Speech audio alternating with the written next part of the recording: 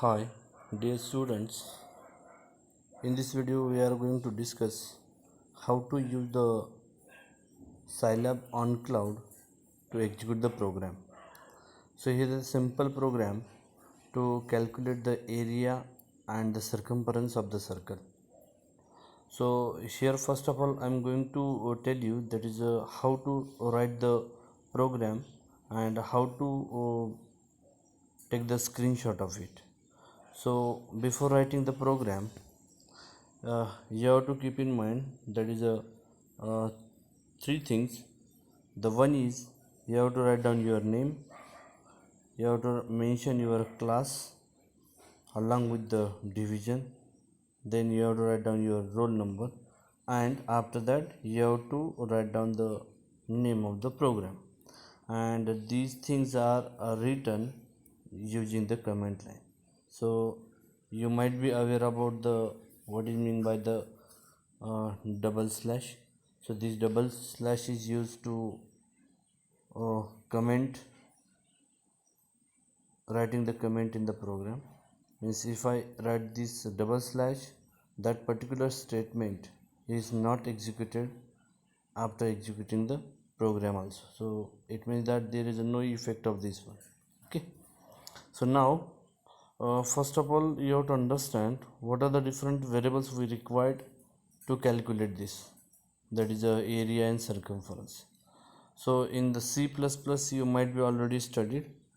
To calculate the area and the circumference, first of all you require the radius.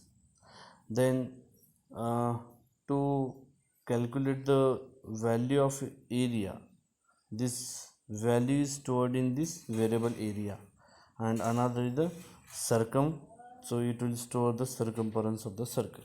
Okay, so here the code is written, that is r is I am given as a 3, that is a radius is 3, area pi r square, so pi is written as a percent pi into r square, or you can write the pi is equal to 3.14 and directly assign this pi into the program.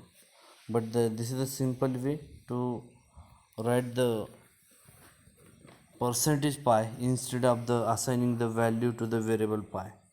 Circumference, it is a 2 pi r. Then you have to just display these two output variables. So here I use the display command.